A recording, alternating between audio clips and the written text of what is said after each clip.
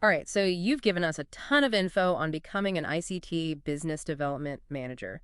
You really want to know how, not just to get started, but how to stand out right. Yeah, and what's interesting is even these excerpts show it's not just about knowing ICT, it's business, tech, how they work together. Totally. But before we go crazy, what does an ICT Business Development Manager even do? The materials say things like increase opportunities, enhance smooth running. Sounds vague. Like saying a chef makes food. True, but no details. That's where the career stage breakdowns are good. Right. Let's get into those. Starting with entry level, what's that like? Like an apprentice, lots of market research, maybe even seeing the end of contract stuff. So more support, not leading yet. Exactly. But as junior manager, more responsibility.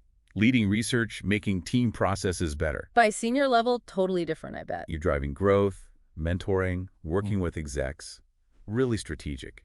Which people miss, right? They think just sales, but it's way more nuanced. Speaking of the money, high earning potential catches the eye, but also intense competition, pressure. How's that really work? $1 million question, and it depends. Earning can be great, but experience, company, even the economy matters. So don't quit your job just because it says potential, huh? Right. And the pressure is real, fast-paced world. Some thrive on that, some don't.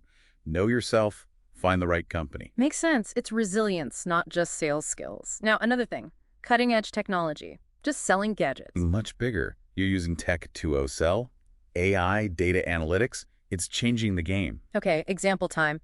AI to close a deal, how does that work? Say you're selling a cloud CRM system. Used to be general trends, intuition. Now AI is like your secret weapon. Exactly. Analyze tons of data, find patterns humans can't. Their CRM use, website, even social media.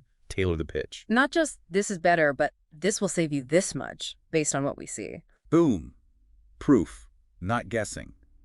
And not just CRM. Everything. Lead generation. Predicting who will say yes. It's wild. So you got to be techie to sell techie, basically. And that leads to standing out. Tech changes fast, so learning never stops. Certifications, showing you're ahead of the curve. And not just formal stuff, right? The materials mention showcasing your achievements, too. Even RoleCatcher's free tools are helpful there, yeah. Totally. Analyzing job descriptions, tailoring your CV. It matters when algorithms do the first screening. And practicing answers with AI feedback, like a pocket coach. It all adds up to being strategic, always improving. And that's surprising, right? So much tech, but the human side is huge EE, company culture, relationships, even ethics. Exactly. It is strategic. Yes, sales matter, but also collaboration, analysis, almost entrepreneurial. Spotting opportunities, gaps in the market, that takes a certain personality. Risk taker, fast-paced, think on your feet. And great communicator, negotiator, team player. Demanding, but rewarding if you're up for it. So, listener, what's the takeaway here? This isn't just one skill set. It's tech, business, people skills, all in one. And being ready to learn forever, because tech waits for no one. But also the impact. You're not selling a thing. You're helping businesses grow in a digital world. Now that's cool. We've covered a lot, but this is just the start. Next time, we'll get into the nitty-gritty of the job, how tech is driving growth, and those uniquely human skills that are more important than ever. Okay, we're back, diving deeper into ICT Business Development Managers. We talked about the skills, the tech, the impact.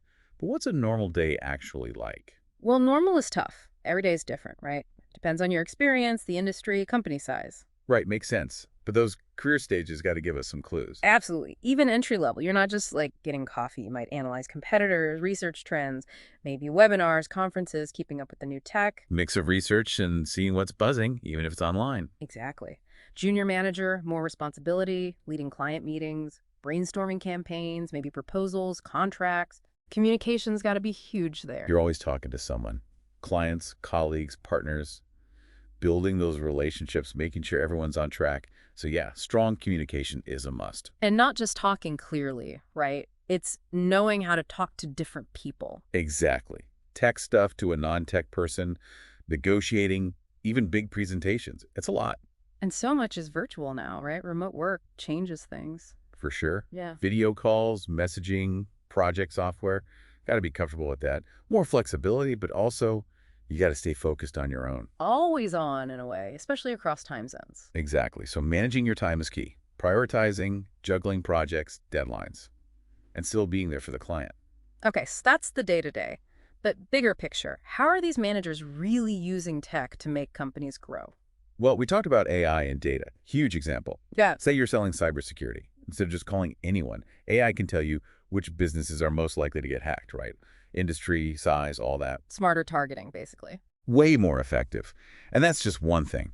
Personalizing sales pitches, figuring out who to upsell to, even automating those follow-up emails. Like having a team of robots working for you 24/7. Kinda, yeah. But don't forget the human stuff. That's still essential.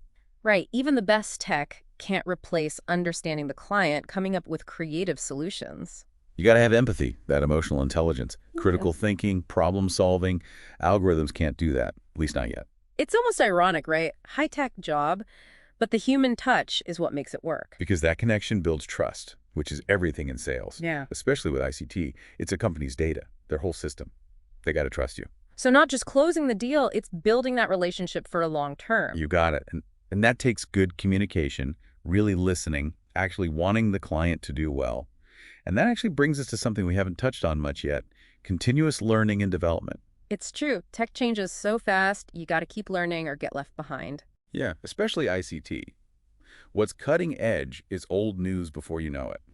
That's why it's not just degrees, it's certifications, workshops, always reading, always learning. And the human side, that matters too, huh? Building those relationships. But the excerpts also mention going to events, online communities. Networking's a big deal. Huge. You can have all the digital tools you want, but actually meeting people, Yeah. those random chats, that's where cool stuff happens. Showing genuine interest, sharing what you know, being open to new stuff. And you never know, right? Maybe it's an old coworker who knows about a job, or you hear a speaker say something, and bam, inspiration for your next big thing. So it's this balance, being tech savvy, but also building those human connections. That's the future of this whole thing. Totally. Where your tech brain meets your people skills, that's the sweet spot. And understand the client is still key. And that brings up a question from the RoleCatcher stuff. They said recruitment is getting more automated. So how do you stand out? Not just be another resume, another skill set on a screen. That's the question for everyone now, right? Not just ACT. Learning, networking, those human skills. But even deeper than that, I think. What do you mean? It's got to be, what's my value? Why am I different? Not just what you can do, but what you bring that nobody else does. So not just a list of skills, but showing you care about this world, that you're a problem solver. It's your story. Why should they pick you? That's got to be in your cover letter, your LinkedIn, how you answer questions. Because, yeah, algorithms do some of the work, but at the end of the day. People hire people, right? Yeah. There's got to be that gut feeling, and you got to be the one they remember. It's good to hear, honestly. So to wrap up our ICT Business Development Manager deep dive, learn constantly, connect with people, and don't be afraid to be yourself, yeah. This world moves fast. There's always going to be something new. Stay curious, stay flexible, and use all this amazing tech to do good things. That's what it's all about. Couldn't have said it better myself. It's been fun exploring this with you. And to everyone listening, thanks for joining us. We hope you learned something, got inspired. Good luck out there in the amazing world of ICT.